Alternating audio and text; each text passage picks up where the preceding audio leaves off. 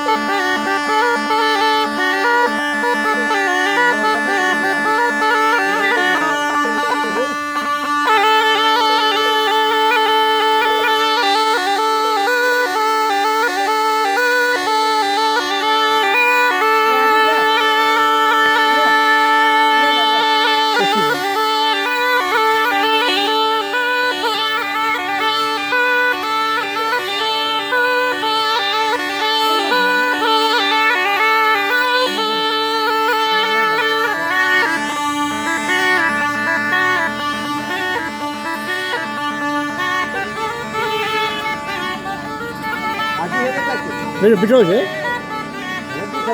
हा बिठो ई बिठो।